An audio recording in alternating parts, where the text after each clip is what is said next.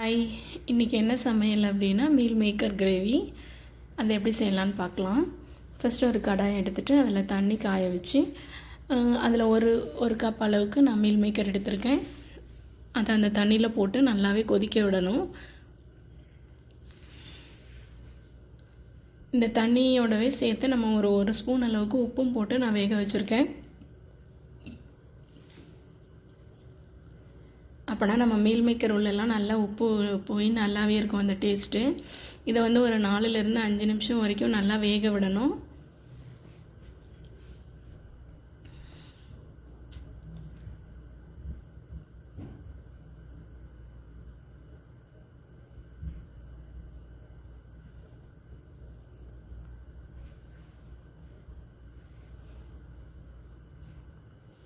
நல்லா வெந்ததுக்கு அப்புறமா நம்ம அதை ஃபில்டர் பண்ணி எடுத்துக்கணும்.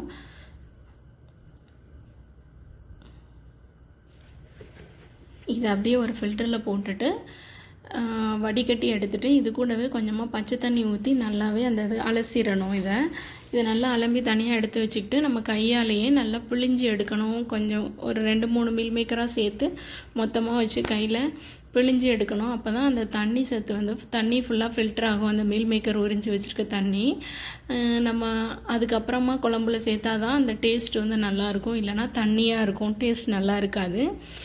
அதுக்கப்புறமா என்ன பண்ணணும்னா ஒரு கடாய் எடுத்து அதை ஆன் பண்ணி வச்சுட்டு அது கூடவே அந்த கடாய் காஞ்சதுக்கப்புறமா ஒரு 2 ஸ்பூன் அளவுக்கு எண்ணெய் ஊற்றிக்கோங்க.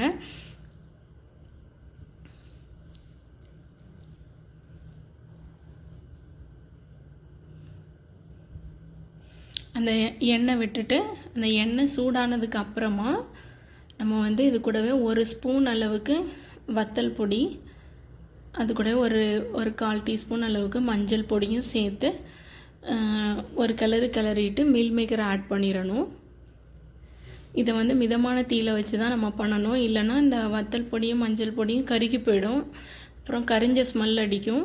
இதை நல்லா கிளறிட்டு இந்த மீல் மேக்கரை அப்படியே ஆட் பண்ணிடணும். அப்போ என்ன ஆகும் அப்படின்னா அந்த எண்ணெய் அந்த மசாலாஸ்லாம் நல்லாவே மீல் மேக்கர் உறிஞ்சிரும். இது போட்ட உடனேவே அப்படியே எல்லாமே உரிய ஆரம்பிச்சிடும். நம்ம ஒரு 2-3 செகண்ட் கிளறினாலே போதும், எல்லாத்தையுமே அது நல்லா உறிஞ்சிரும் மீல் மேக்கர். அதுக்கப்புறமா நம்ம இதை இறக்கி தனியாக ஒரு பிளேட்டில் எடுத்து வச்சுக்கணும்.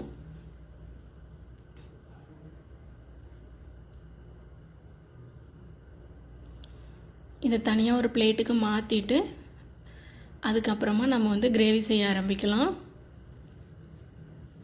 ஒரு கடாய் எடுத்து அதில் தேவையான அளவு எண்ணெய் ஊற்றிட்டு அது கூடவே ஒரு ஸ்பூன் அளவுக்கு பெருஞ்சீரகம், 1/2 ஸ்பூன் அளவுக்கு ஜீரகம், இது கூடவே பட்டை, கிராம்பு, ஏலக்காய் சின்ன குட்டி பீசஸ் தான் எல்லாமே எடுத்துக்கணும்.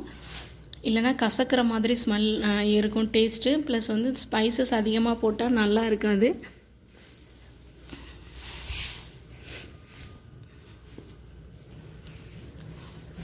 இது கூடவே நான் கட் பண்ணி வச்சுருக்க பெரிய வெங்காயமும் சேர்த்துக்கிட்டேன். ஒரு பெரிய சைஸ் வெங்காயம். இது நல்லா இந்த வெங்காயம் வதங்கணும்.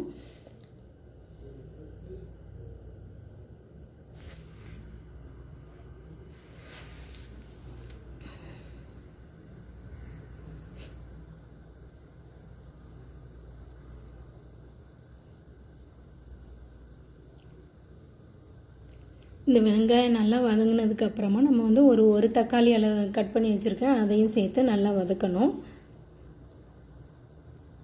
தக்காளியும் வெங்காயமும் நல்லா வதங்கணும்.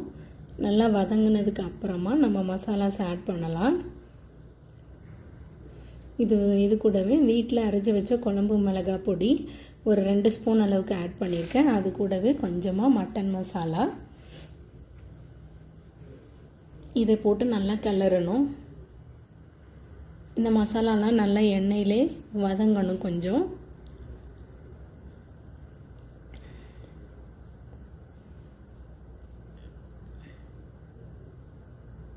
இது கூடவே நம்ம என்ன பண்ணணும்னா ஒரு ஸ்பூன் அளவுக்கு தயிர் போட்டு ஏன் பண்ணுறோன்னா அப்போ அந்த கிரேவி ரொம்ப டேஸ்ட்டாக இருக்கும். ரொம்ப புளிச்ச தயிராக இருக்கக்கூடாது, ஃப்ரெஷ் தயிராக இருக்கணும். நமக்கு நல்ல கட்டியான தயிராக இருந்தால் ரொம்ப நல்லாயிருக்கும். இந்த மாதிரி போட்டு நல்லா கிளறணும். இந்த மசாலாவும் தயிரும் நல்லா மிக்ஸ் ஆகி ஒரு நல்ல ஸ்மெல் இருக்கும் இதில். ப்ளஸ் இது கூடவே நம்ம வந்து தேங்காய் அரைச்சி வச்ச விழுதையும் சேர்த்துக்கணும். இந்த தேங்காய் கூட வந்து நான் கொஞ்சமாக ஒரு 2-3 சின்ன வெங்காயம், பெருஞ்சீரகம், ஒரு அரை ஸ்பூன் அளவுக்கு கசகசா எல்லாம் சேர்த்து அரைச்சி வச்சுருந்தேன். இது கூடவே நம்ம உடனேவே நம்ம மீல் மேக்கரையும் உள்ளே போட்டுறணும். அப்போனா அந்த மீல் மேக்கர் வந்து நல்லா அந்த மசாலாவெல்லாம் உறிஞ்சி சாப்பிடும்போது அது ஒரு நல்ல டேஸ்ட்டாக இருக்கும். மட்டன் கிரேவி மாதிரி இருக்கும் இந்த சாப்பிடும்போது.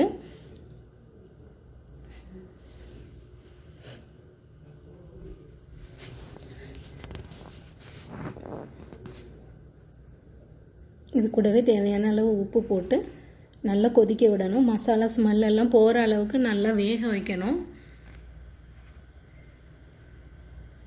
நல்லா கொதி வரும்போது நம்ம வந்து கொஞ்சமாக மல்லி இலையும் போட்டு நல்லா வேக வைக்கணும். பாருங்கள், பார்க்குறதுக்கு நல்லா மட்டன் கிரேவி மாதிரி இருக்குது. உண்மையாகவே இதோட டேஸ்ட்டும் அப்படி தான் இருக்கும். நம்ம வந்து இந்த கிரேவி வந்து ஒரு நல்ல ரைஸுக்கும் ஒரு நல்ல காம்பினேஷனாக இருக்கும். அப்புறம் சப்பாத்தி, பூரி, நான் இது எல்லாத்துக்குமே ரொம்ப நல்லா டேஸ்ட்டாக இருக்கும் சாப்பிட்றதுக்கு. இந்த மாதிரி ட்ரை பண்ணி பாருங்கள்.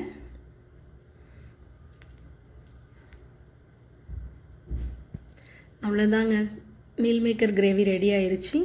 தேங்க்ஸ் ஃபார் வாட்சிங். இந்த மாதிரி ட்ரை பண்ணுங்கள். தேங்க்யூ.